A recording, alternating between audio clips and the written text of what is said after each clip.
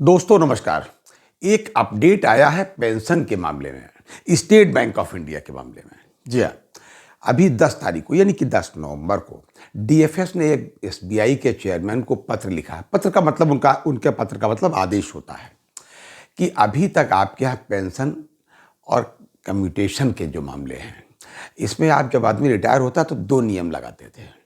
अब भाई 2 नियम नहीं लगेंगे, 2 नियम नहीं चलेंगे, अब नियम केवल एक चलेगा और वो नियम चलेगा 50% का। जी हाँ, ये उनका आदेश है, आप देख लीजिए। लेकिन पहले तो आपको ये बता दें कि ये 2 नियम थे क्या। अगर आप स्टेट बैंक में नौकरी नहीं कर रहे हैं तो हो सकता है आपको इसकी कोई जानकारी ही ना हो, लेकिन स्टेट बैंक वालों को तो होना चाहिए। तो मैं आपको अपडेट कर देता हूँ। होता ये था उनके यहाँ कि जब स्केल 3 तक तो ठीक रहता था, स्केल 3 का स्टेग्नेशन की स्थिति तक करीब करीब, वहां तक जब कोई आदमी पहुंचता तो एक कैप था कि इस पे स्केल तक आप पहुंचेंगे। जब मतलब उस कैप को जब आप पार करेंगे, अमूमन वो स्केल 3 के स्टेग्नेशन की स्थिति में पहुंचता था। तो वहां पर अगर आप रिटायर होते हैं तो आपको आपका जो पेंशन बनेगी वो आपकी जो भी बेसिक होगा उसकी 50% यानी 50% हो जाएगी। जाहिर सी बात है, कम्यूटेशन भी उसी हिसाब से।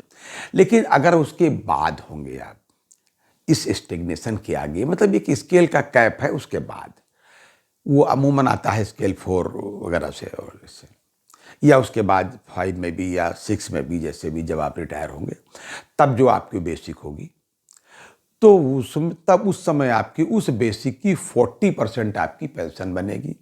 लेकिन उस 40% में और इस 50% में, ये जो यहाँ पर का अमाउंट है, इन दोनों में जो ज़्यादा होगा है उसका आधा, मतलब यहाँ पर स्टेग्नेशन के टाइम जो आपकी पेंशन हो, सॉरी माफ़ कीजिएगा, जो पे स्केल होगा या जो लास्ट में पे स्केल होगा, स्केल 4, 5 या जो भी है, उस हिसाब से आपकी बनेगी।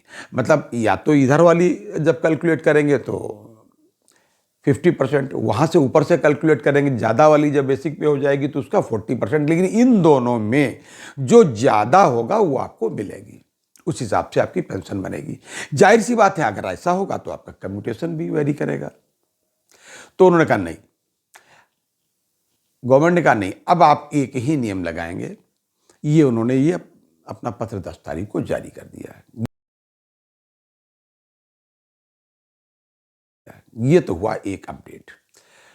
दूसरी बात, गवर्नमेंट ऑफ इंडिया इस समय कुछ 6 बैंकें हैं करीब करीब, जैसे IOB, central bank, bank of India, bank of Maharashtra, UCO bank, इस तरीके से 6 बैंक हैं। इन बैंकों में मतलब ये वो बैंक हैं जिनमें उनका स्टेक जो है 80% से एबव है। उनमें से 5 to 10% अपना स्टेक बेचना चाहती हैं।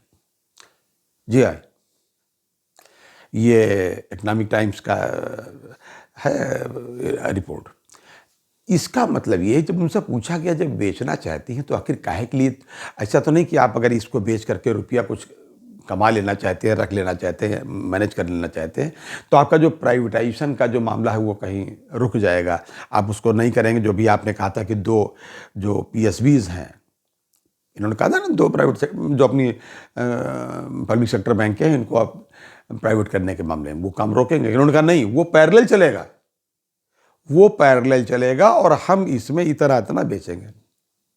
इतना बेचने से इनको लाभ कितना कितना हो सकता है। आपने देखा होगा कि पिछले 2-3 सालों में परफॉर्मेंस पब्लिक सेक्टर बैंक की बहुत अच्छी रही है।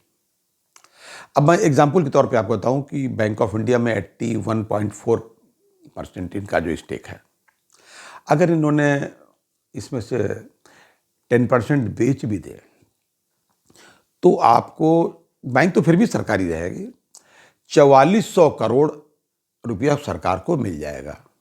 ये तो हुई ये बात। इसी प्रकार से बाकी के बैंकों में भी इनकी स्थिति है। ये गवर्नमेंट का ये रिपोर्ट है। अब इस पर क्या रोड मैप बनेगा या क्या होगा, इसके बाद फिर उसी क्रम में फिर ये पब्लिक इशू जारी करेंगे, इस तरीके की बात है। इस तरीके की बात आई। दूसरी बात, अब आप देख रहे होंगे कि जो डेली अभी जैसे 9 तारीख को वेज रिवीजन की वार्ता हुई है, मेन कमेटी से भी वार्ता हुई है, तमाम बातें यहाँ एमओयू साइन होने के बाद भी नहीं हो पाती। तो ये हो क्या रहा है? सरकार एक तरफ चाहती है कि किसी भी प्रकार से वेज रिवीजन का मसला दिसंबर तक हल हो जाए, किसी भी प्रकार से फाइनल हो जाए। जी हाँ, लेकिन मामला ही नहीं फाइनल हो पा रहे हैं तो होगा कैसे?